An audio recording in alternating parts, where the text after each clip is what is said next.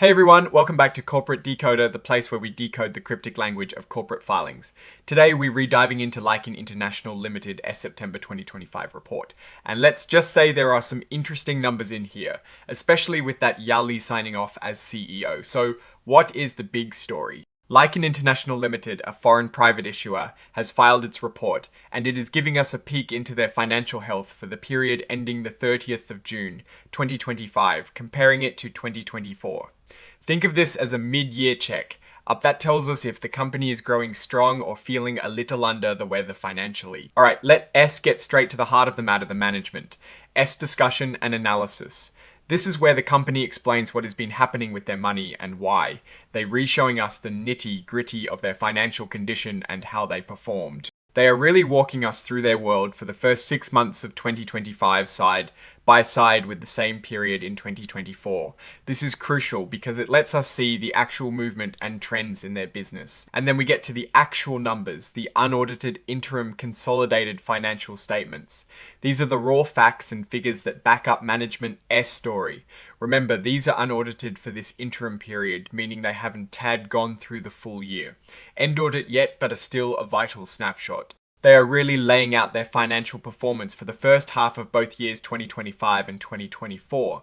This is where we find the really juicy bits, the growth or decline, the profits or losses, all laid bare. We were looking for trends here, trying to understand if Lichen International Limited is on an upward trajectory or facing some headwinds.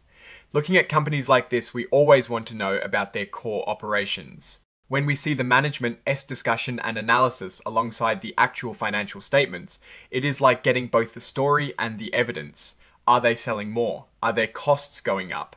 Are they making smart investments? Or is something looking a bit shaky? The real test is to see if the numbers they representing in their statements actually align with the narrative they reweaving in their discussion.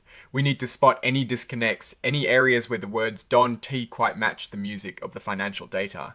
Now, let's get our hands dirty with some specific numbers. Remember, what we're seeing here is for the first half of the year, so it is like a progress report. If we look at their revenue, we want to see a healthy increase. A big jump would suggest they reselling more products or services. Conversely, a dip would mean they struggling to capture sales, perhaps due to competition or market changes. We also need to consider their costs. If revenue is up but costs are up even more, their profit margins shrink.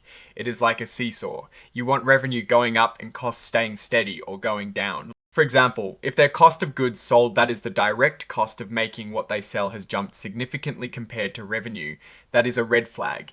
It could mean they are paying more for raw materials, or their production is becoming less efficient. Think about it in simple terms. If a company S sales go up by 20%, that is great. But if their expenses go up by 30% in the same period, they actually losing ground. It's not just about earning more money, it's about keeping more of that money as profit. We're looking for that sweet spot where growth in sales outpaces the growth in costs, because that is what truly drives value for shareholders. We also want to see how they manage their debt.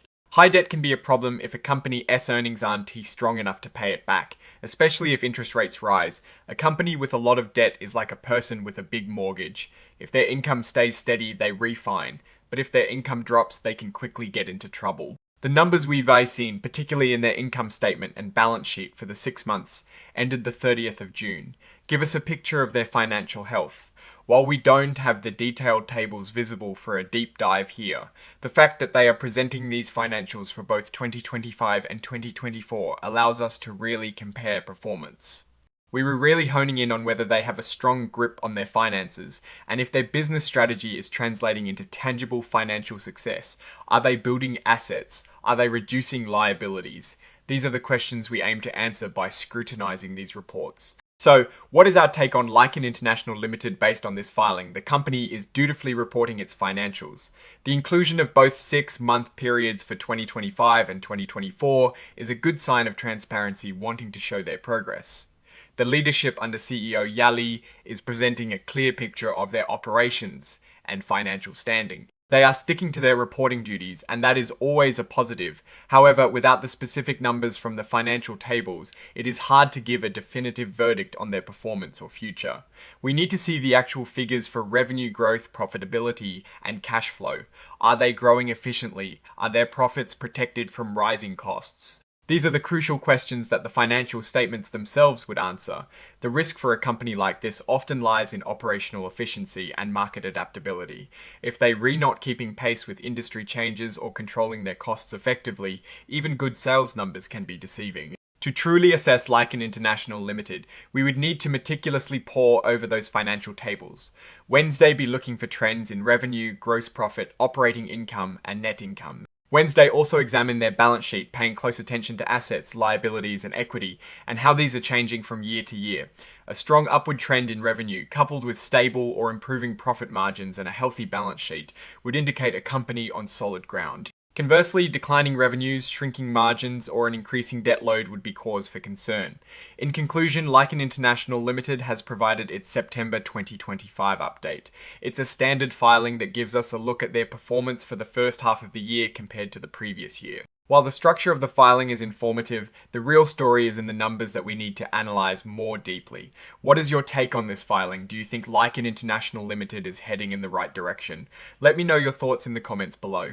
If you found this breakdown helpful, please give this video a thumbs up and subscribe to Corporate Decoder for more in-depth looks at company reports. And hey, don't you forget to join our Discord community, linked in the description to keep the conversation going. Thanks for watching, and we LL see you in the next Decode.